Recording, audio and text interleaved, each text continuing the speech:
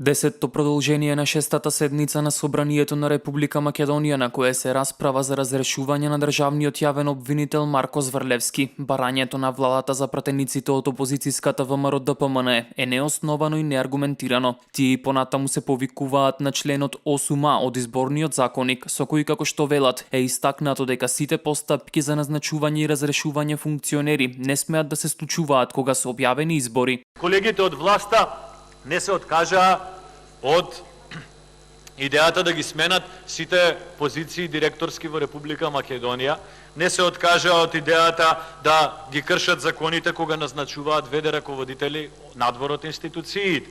Не се откажаа од идејата да ги кршат законите кога ги кршат систематизациите во институциите. Имате едно такво разноличие во градовите низ Македонија со преку 500 спротивни на закон назначувања во Република Македонија, за кои што веројатно институциите ќе се погрижат во наредниот период. Не се откажа од идејата со антидатирања да назначуваат лица и во неделата после распишување на изборите. Значи, назначуваат лица за раководители на институции една недела после изборите, а ги антидатираат документите на 5 август и предходно, заради тоа што знаат дека членот 8а важи за сите. Пратениците од мнозинството во Собранието најавија дека ќе се откажат од нивните говори со цел побрзо да биде разрешен Зврлевски и да биде избран нов државен јавен обвинител за да почнат реформите во правосудството. Доказ за тоа е и откажувањето од дискусија на нашата колешка Жаклина Лазареска пред малку.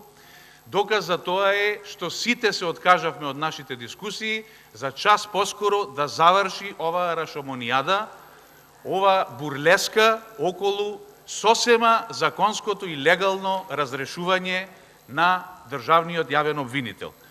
Затоа што уште еднаш беше спомнато дека е незаконски или дека не е според изборниот законник оваа дебата и разрешувањето, ќе повторам за целата македонска јавност дека цитираниот член 8а од изборниот законник, точка 1, став 4, каде што вели дека не може да се започне постапка за вработување на нови лица или постапка за престанок на работен однос во државни и јавни институции, а започнатите постапки се ставаат во мирување, освен во случај на идли и неодложни работи, не може да се примени врз оваа постапка. Предлогот за разрешување на Зврлевски е поднесен од владата поради, како што се наведува во образложението, незаконито, ненавремено и недоволно стручно вршење на функцијата. Исто така во документот се наведува и дека Зврлевски со своето однесување и дејствување покажал дека не е способен за извршување на функцијата, како и поради тоа што не поднел барање за покренување кривична постапка за случаи предвидени со закон и нарушување на угледот на функцијата.